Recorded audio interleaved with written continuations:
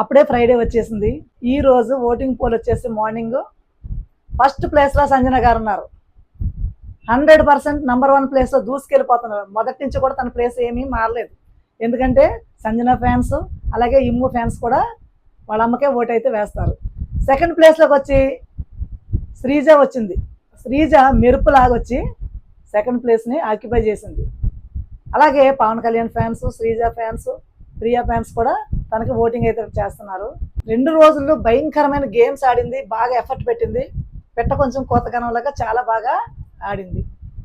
అలాగే third place వచ్చి రీతు గేమ్స్లో 100% ఇస్తుంది. పులిహోర తప్ప 100% టైగర్ లాగా పోరాడుతుంది. రీతు అయితే థర్డ్ ప్లేస్లో ఉంది.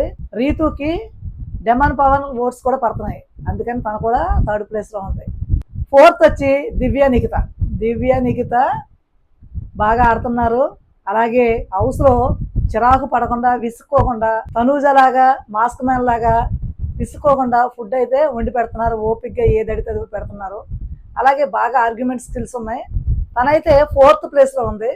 5-6 ప్లేసుల్లో ఫ్లోరా, హరీష్ ఉన్నారు. వీళ్ళిద్దరూ డేంజర్ జోన్లో ఉన్నారు.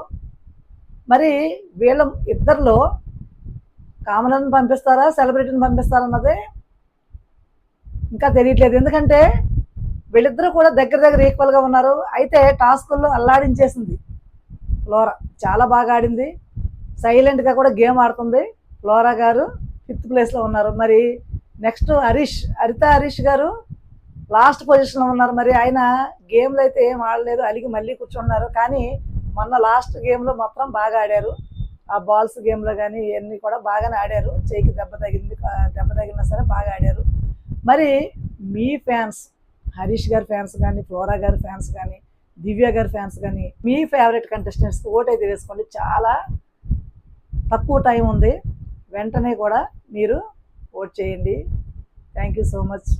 ప్లీజ్ నా ఛానల్ సబ్స్క్రైబ్ చేయండి, లైక్ చేయండి, షేర్ చేయండి. Thank you so much.